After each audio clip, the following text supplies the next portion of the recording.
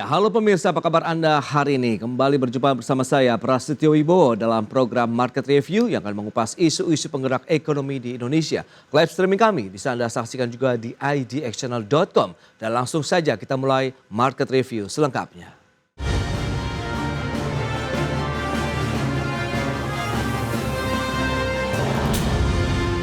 Ya, pemirsa, Badan Meteorologi, Klimatologi dan Geofisika atau BMKG meminta masyarakat untuk mewaspadai potensi cuaca ekstrim selama periode Natal 2023 dan Tahun Baru 2024. Menurut BMKG, cuaca ekstrim tersebut merupakan dinamika atmosfer akibat posisi Indonesia yang diapit oleh dua benua dan juga dua samudra. Kepala Badan Meteorologi, Klimatologi dan Geofisika atau BMKG, Dwi Korita Karnawati meminta masyarakat mewaspadai potensi cuaca ekstrim selama periode Natal 2023 dan Tahun Baru 2024 atau Nataru. Menurutnya, cuaca ekstrim tersebut merupakan dinamika atmosfer akibat posisi Indonesia yang diapit dua benua dan dua samudra. Dwi Korita melanjutkan bahwa potensi cuaca ekstrim juga perlu diperhatikan sebelum perayaan Natal, terutama di wilayah utara Indonesia yang berbatasan dengan daerah Khatulistiwa. Selain cuaca ekstrim, BMKG juga menyebut bahwa selama musim Nataru ini terdapat potensi gelombang tinggi di Samudra Hindia, Pasifik, dan Selat Sunda. BMKG juga mengingatkan mengenai arus laut dan angin kencang, karenanya BMKG meminta kepada perusahaan pelayaran, angkutan penyeberangan, nelayan, dan masyarakat umumnya meningkatkan kewaspadaan untuk mencegah terjadinya kecelakaan laut. Berbagai sumber, IDX Channel. Ya, berikutnya kita akan sampaikan infografis terkait dengan potensi cuaca ekstrim yang terjadi selama pekan Nataru yang disebabkan oleh beberapa faktor. Baik, seperti yang bisa Anda saksikan, ini kita lihat potensi cuaca ekstrim yang terjadi selama sepanjang Nataru begitu ya, disebabkan oleh aktivitas pola tekanan rendah di Laut Cina Selatan, kemudian keberadaan pola tekanan rendah di sekitar Laut Cina Selatan yang secara tidak langsung turut membentuk pola pertemuan serta belokan angin dan menyebabkan terjadinya peningkatan awal hujan di sekitar Pulau Sumatera, Kalimantan, dan juga Sulawesi. Dan selanjutnya kita akan lihat daerah-daerah yang berpotensi mengalami hujan dengan intensitas sedang hingga lebat. Ya, seperti yang bisa Anda saksikan ada Pulau Sumatera, kemudian Kalimantan, Sulawesi dan Sulawesi Tengah, kemudian Maluku juga mengalami potensi hujan dengan intensitas sedang hingga lebat, kemudian juga Papua. Itu dia beberapa wilayah di Indonesia yang akan berpotensi mengalami intensitas hujan ya, cukup tinggi dalam artian sedang sampai dengan lebat selama musim libur Natal dan Tahun Baru. Dan berikutnya kita akan lihat dari sisi potensi gelombang tinggi yang bisa terjadi begitu ya. Yang ini juga perlu diwaspadai karena aktivitas pergerakan manusia di wilayah Indonesia yang juga banyak dilakukan oleh masyarakat adalah menggunakan transportasi laut. Jadi potensi gelombang tinggi ini ada di Samudra Hindia, kemudian Samudra Pasifik dan juga Selat Sunda. Jadi ini beberapa poin yang perlu dicermati.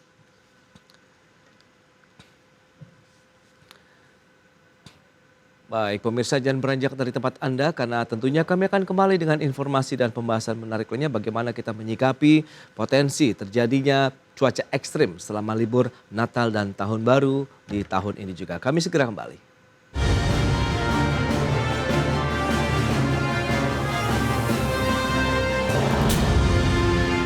Ya, terima kasih Anda masih bergabung bersama kami dalam Market Review dan berikut ini kami sampaikan sejumlah informasi menarik. Yang pertama kita akan cermati Presiden Joko Widodo melaksanakan groundbreaking Rumah Sakit Umum Pusat di Ibu Kota Nusantara Penajam Pasir Utara. Dan nantinya rumah sakit yang dibangun oleh pemerintah ini hanya fokus terkait dengan pelayanan jantung dan juga stroke. Ya, menurut Presiden Jokowi, selain RSUP yang dibangun pemerintah, ada 3 rumah sakit swasta lainnya yang sudah dalam tahap pembangunan, yakni Rumah Sakit Hermina, Rumah Sakit Abdi Waluyo, dan juga Rumah Sakit Mayapada. Selain RSUP, Jokowi memastikan sudah mengantre 3 rumah sakit swasta lainnya yang akan dibangun dan Presiden berharap dengan banyaknya layanan rumah sakit IKN tidak ada lagi masyarakat Indonesia yang pergi ke luar negeri untuk menjalani pemeriksaan kesehatan dan menjalani pengobatan karena semuanya bisa dilakukan di dalam negeri. Saya nggak tahu di ibu kota Nusantara ini kok berbondong-bondong orang mendirikan rumah sakit.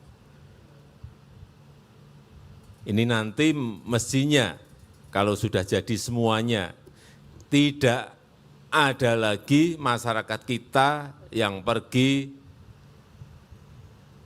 ke Malaysia, ke Singapura, ke Jepang, ke Amerika, untuk kesehatannya. Kita harapkan semuanya nanti bisa dilakukan di Indonesia, di ibu kota Nusantara. Ya, selain melakukan groundbreaking Rumah Sakit Umum Pusat, Presiden Joko Widodo juga melakukan groundbreaking Nusantara Super Block di ibu kota Nusantara. Ya, pembangunan Nusantara Super Block ini didukung oleh investor Kalimantan Timur dengan nilai investasi mencapai 3 triliun rupiah. Nantinya sejumlah bangunan di Nusantara Super Block akan dibangun dan salah satunya hotel berbintang 5. Ya, Jokowi berharap pembangunan Nusantara Super Block bisa meningkatkan perekonomian di Kalimantan Timur. Dengan demikian, lapangan pekerjaan terbuka lebar. Jokowi optimis Super Block Nusantara ini akan menjadi daya tarik di IKN dan menjadi ibu kota negara berkelas dunia yang berbeda dengan ibu kota negara lainnya.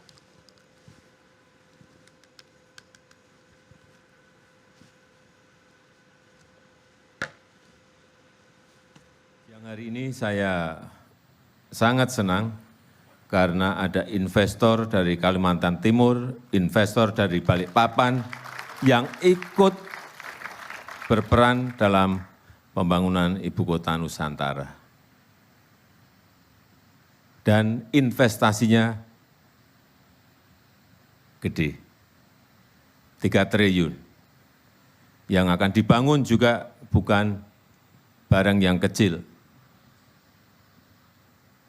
Lahannya 7,5 hektar, kemudian pusat perbelanjaan 40.000 meter persegi, hotel bintang 5-nya 215 kamar, hotel bintang 4-nya 200 kamar, kemudian masih ditambah apartemen 8 tower, kemudian office building 2 tower, dan juga sekolah internasional dan tempat hiburan. Ya, PT Perusahaan Listrik Negara menjamin keandalan listrik masyarakat selama libur Nataru. Dan untuk mendukung para pengguna kendaraan listrik saat Nataru, PLN juga menyiapkan 622 unit stasiun pengisian kendaraan listrik umum atau SPKLU di 411 lokasi. PT Perusahaan Listrik Negara atau PLN menggelar apel siaga kelistrikan Natal 2023 dan Tahun Baru 2024. Dalam apel yang dipimpin langsung Direktur Utama PT Perusahaan Listrik Negara Darmawan Prasojo ini, PLN mengalami keandalan listrik masyarakat selama Nataru, meski tengah dihadapkan dengan sejumlah tantangan, seperti potensi cuaca ekstrim mulai dari kemarau panjang dan diikuti intensitas hujan tinggi disertai petir dan angin. Darmawan menyebut pasokan listrik saat Nataru diprediksi mencapai 43 gigawatt, sedangkan daya pasok listrik lebih dari 50 gigawatt. Daya pasok listrik juga dipastikan aman, yang didukung dengan ketersediaan energi primer baik pembangkit batubara, gas maupun BBM dengan hari operasi di atas 20 hari. Selain kepastian keandalan listrik, PLN juga menyiagakan 18.000 pegawai dan lebih dari 63.000 personil yang dilengkapi dengan 750 UPS dan 1.000 gardu bergerak. Kami pastikan, kami cek satu persatu, wilayah demi wilayah sudah siap. Kemudian juga kami memastikan bahwa sistem transmisi kami, sistem kendali kami, kontrol sistem kami, di setiap wilayah dari gardu induknya juga siap. Kami tadi cek P2B di Gandul, P3B Sumatera, P3B Kalimantan, P3B Sulawesi, dan juga di kawasan timur Indonesia. Kesiapan dari setiap sistem di wilayah tersebut dalam kondisi yang siaga. Sementara itu untuk mendukung para pengguna kendaraan listrik saat Nataru, PLN juga menyiapkan 622 unit stasiun pengisian kendaraan listrik umum atau SPKLU di 411 lokasi, di mana 63 SPKLU terdapat di sepanjang ruas tol Trans Sumatera dan Jawa. Jakarta, Ade Firmansyah, Adex Channel. Ya, sementara itu untuk mengantisipasi lonjakan pengguna pada saat libur Natal dan Tahun Baru 2024, manajemen LRT Jabodebek akan menambah jumlah perjalanan sebanyak 25% menjadi 240 perjalanan mulai tanggal 27 Desember 2023 hingga tanggal 29 Desember 2023. Manajer Public Relation LRT Jabodebek Mahendro Bawono mengatakan selain menambah jumlah perjalanan, waktu operasional LRT Jabodebek pun akan diperpanjang hingga pukul 1 dini hari pada 31 Desember 2023. Mahendro menyarankan bagi masyarakat yang ingin menghabiskan waktu libur dengan menggunakan LRT, masyarakat bisa melakukan perjalanan saat off-peak hour, yakni pada jam 5 hingga 6 pagi, kemudian jam 9 pagi hingga 4 sore, dan jam 7 malam hingga jam 9 malam. Masyarakat juga bisa menikmati tarif promo minimal Rp3.000 dan maksimal Rp10.000 pada jam tersebut. Total perjalanan pada tanggal 27 sampai tanggal 29 Desember menjadi 240 perjalanan setiap harinya. Hal itu dilakukan untuk mengantisipasi dan mengakomodir adanya potensi lonjakan pengguna jasa LRT Jabodebek karena sudah memasuki masa libur Natal dan Tahun Baru. Selain itu juga pada tanggal 31 Desember nanti LRT Jabodebek akan memperpanjang waktu operasional LRT Jabodebek sampai pukul 1.42 waktu. Ya, kita beralih ke informasi berikutnya pemirsa. Operasi Pasar Cabai Murah yang digelar di Sperindak Kabupaten Tangerang, Banten diserbu warga. Ratusan ibu rumah tangga yang sudah mengantre sejak lama terlibat aksi saling dorong demi mendapatkan cabai murah. Ratusan ibu-ibu yang sudah mengantri lama ini langsung menyerbu operasi Pasar Cabai Murah yang digelar di Sperindak Kabupaten Banten. Aksi saling dorong pun tidak terhindarkan lantaran ratusan ibu-ibu ini khawatir tidak mendapatkan cabai murah. Bahkan beberapa ibu-ibu terlihat terjepit hingga nyaris terjatuh setelah terdorong di dalam antrian. Kericuhan pun mereda setelah petugas meminta warga untuk tertib. Dalam operasi pasar ini, Disperindak Kabupaten Banten menjual 1 kg cabai rawit merah sebesar Rp50.000 per kilogram. Sedangkan cabai merah keriting Rp30.000 per kilogram. Meski harus rela berdesakan dan mengantri hingga berjam-jam, warga mengaku senang bisa mendapatkan cabai murah di tengah melambungnya harga cabai di pasaran. Harganya cabai setan Rp50.000, cabai merah keriting Rp30.000. Kalau untuk di pasar sendiri harganya berapa? Di pasar sih Rp100.000 katanya. Berarti di sini termasuk murah Bu ya? Murah lah segitu mah. Ini disubsidi Rp20.000 jadinya dari harga 70 ya, jadi 50 kilogram. Emang cabai apa aja sih Bu yang dijual? Cabai rawit merah sama cabai merah keriting. Bu di sini harganya berapa cabai rawit merah Bu? Cabai rawit merah katanya tadi Bapak itu tadi 50.000. Cabai merah keritingnya 30.000. Per kilo apa gimana? Per kilo, iya. Bu, dengan adanya ini merasa terbantu nggak? Sedikit terbantu. Dalam operasi pasar murah ini, Disperindak Kabupaten Tangerang menyediakan 200 kg cabai rawit merah dan 200 kg cabai merah keriting. Selain untuk mendorong stabilisasi pasokan dan harga cabai di pasaran, operasi pasar cabai murah ini juga digelar untuk menekan inflasi di Kabupaten Tangerang. Operasi pasar cabai murah ini rencananya akan terus digelar di sejumlah kecamatan di Kabupaten Tangerang hingga harga cabai di pasaran stabil. Dari Kabupaten Tangerang, Aimarani, Adex Channel. Baik pemirsa, jangan beranjak dari tempat Anda. Kami tentunya akan kembali dengan sejumlah informasi menarik lainnya untuk Anda.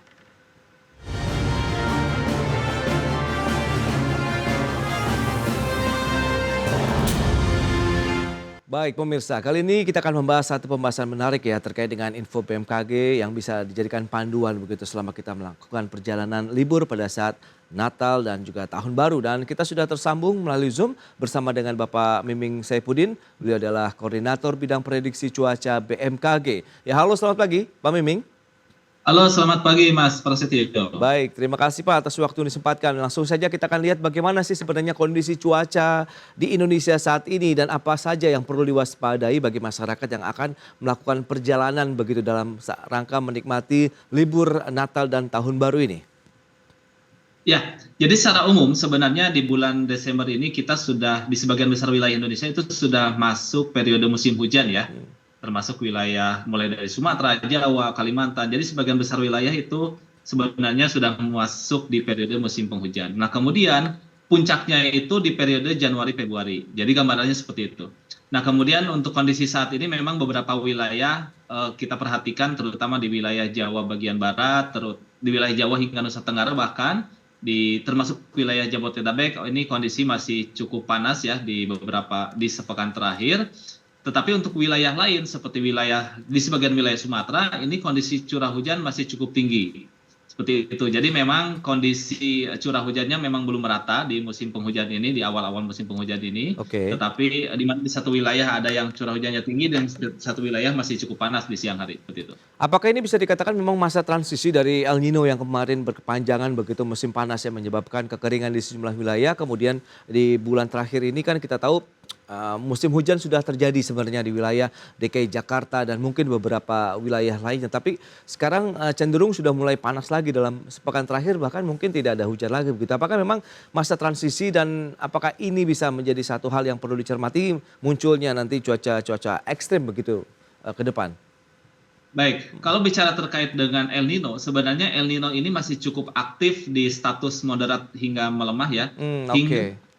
Hingga bahkan diprediksikan hingga Maret ini masih ada sebenarnya. Tetapi mengingat bahwa wilayah Indonesia di periode Desember, Januari, Februari ini masuk periode musim penghujan yang ditandai dengan adanya monsun dari Asia, maka dampak El Nino kekeringannya itu sudah tidak signifikan sebenarnya. Jadi kenapa yang saat ini adalah kondisinya dalam sepekan terakhir ini cukup panas? Pertama El Nino itu ada sedang aktif gitu ya. Kemudian di wilayah Laut Cina Selatan saat ini ada pusaran low pressure area yang memblocking angin aliran massa udara dari monsun tersebut. Nah, sehingga konsentrasi hujan yang terjadi justru di wilayah Natuna, kemudian wilayah Aceh, wilayah Sumatera Utara. Di sebagian besar wilayah Sumatera saat ini dalam sepekan terakhir kondisi curah hujan lebat masih mendominasi. Dan efek yang lain adalah di wilayah Jawa justru kondisinya kering. Kering itu dalam sepekan terakhir kita perhatikan cukup panas. Bahkan suhu mencapai 36-37 ini cukup mendominasi dalam sepekan terakhir. Bahkan suhu 38 kami mencatat ada di wilayah Ciputat itu terukur 38 beberapa hari terakhir. Nah, yang menjadi pertanyaan adalah kapan ini bisa terjadi seperti ini? Kita prediksikan dengan adanya blocking area yang di Laut Cina Selatan yang menghambat aliran massa udara basah ke wilayah selatan hingga menyebabkan wilayah Jawa kering, ini diprediksikan masih cukup aktif untuk 2 hingga 3 hari ke depan. Sehingga kondisi yang relatif sama dalam artian wilayah Sumatera masih cukup tinggi hujan lebatnya, kemudian wilayah Jawa sebagian besar masih kondisi panas yang harus diwaspadai, ini 2 hingga 3 hari ke depan. Nah, eskalasi adanya peningkatan curah hujan ini mulai periode tanggal 23, 24, 25 ini kita mengidentifikasi ada peningkatan curah hujan di wilayah Jawa termasuk wilayah Jabodetabek. Sehingga kewaspadaan untuk potensi tersebut perlu ditingkatkan. Itu dia, karena kan sudah masuk libur juga begitu kalau kita lihat dengan tanggal-tanggal tersebut begitu. Nah, lantas bagaimana dengan BMKG yang menghimbau para pengguna transportasi lah itu ataupun mereka yang melakukan perjalanan pada saat libur Nataru, apa yang bisa Anda jelaskan terkait dengan cuaca ekstrim yang berpotensi terjadi? Pak Miming. Jadi memang periode Nataru ini kita selalu berbarengan dengan musim hujan gitu ya. Bahkan di awal Januari itu sudah mulai masuk puncaknya. Nah, tentunya kami menghimbau bahwa potensi cuaca ekstrim ini selama periode selama periode Nataru yang disertai dengan juga liburan anak sekolah yang tentunya mobilitas masyarakat menjadi sangat tinggi di periode ini harus mewaspadai potensi cuaca ekstrim. Nah, keselamatan di perjalanan ini harus menjadi perhatian, terutama baik yang perjalanan darat dan juga terutama di wilayah-wilayah pelabuhan yang akan melakukan penyeberangan ya, yang sangat sibuk seperti di Merak, di wilayah wilayah Bali dan NTB ini selat-selat penyeberangannya pasti akan menjadi sangat sibuk di periode ini. Nah, tentunya kewaspadaan yang bisa dilakukan oleh masyarakat adalah selalu mengupdate informasi dari BMKG terkait dengan perkiraan cuaca dan peringatan dini cuacanya seperti apa, supaya bisa mengantisipasi kira-kira perjalanan apa yang dilakukan lewat mana gitu ya kalau menggunakan kendaraan pribadi, atau antisipasi apa yang perlu disiapkan untuk menghadapi potensi-potensi tersebut. Seperti itu. Oke, nah kira-kira kalau bisa kita petakan begitu, wilayah-wilayah mana saja yang memiliki potensi terjadinya tadi cuaca ekstrem, dan kira-kira transportasi apa yang perlu diwaspadai dengan potensi cuaca ekstrem tadi? Baik, kalau untuk periode, jadi kita memang membagi periode ya, karena kan kondisi cuaca itu variabilitasnya sangat tinggi, setiap harinya itu bisa berubah.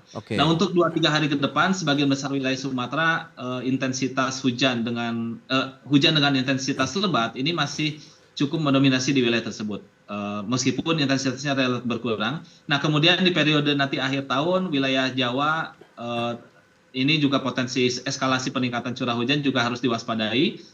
Kemudian untuk wilayah Kalimantan, umumnya di wilayah Kalimantan Barat, Kalimantan Tengah, Kalimantan Selatan, kemudian wilayah Sulawesi, konsentrasi cukup tingginya di Sulawesi bagian barat untuk saat ini. Jadi seperti itu. Kemudian yang menjadi perhatian juga, meskipun tidak ada hujan, tetapi kondisi angin yang cukup kencang, ini bisa berpengaruh terhadap kondisi gelombang. Yang tentunya ketika nanti melakukan penyeberangan baik di Merak Bakauheni maupun di Gilimanuk gitu ya, ke wilayah Bali, ini harus selalu memperhatikan kondisi sekitar, kemudian memperhatikan arahan-arahan institusi yang mengatur perjalanan, ini juga menjadi sangat penting.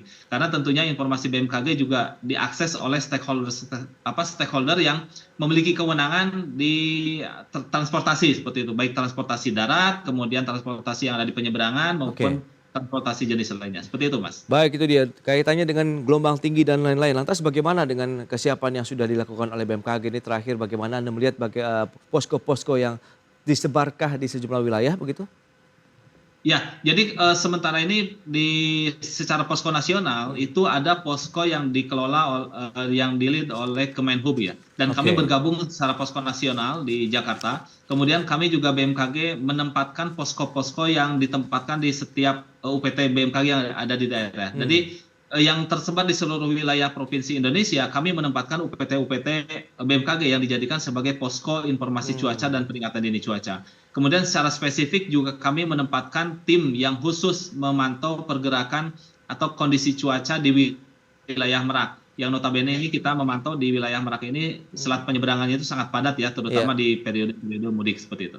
Baik, itu dia kesiapan yang sudah dilakukan BMKG, dan himbauan tadi sudah disampaikan masyarakat untuk bisa memantau terus-menerus ya informasi yang disampaikan BMKG terkait dengan potensi-potensi cuaca yang berpeluang terjadi begitu selama kita menempuh perjalanan saat libur Nataru. Baik Pak Meming, terima kasih banyak atas waktu dan informasi yang sudah disampaikan kepada pemirsa pada hari ini. Selamat melanjutkan aktivitas Anda kembali. Salam sehat Pak. Terima kasih.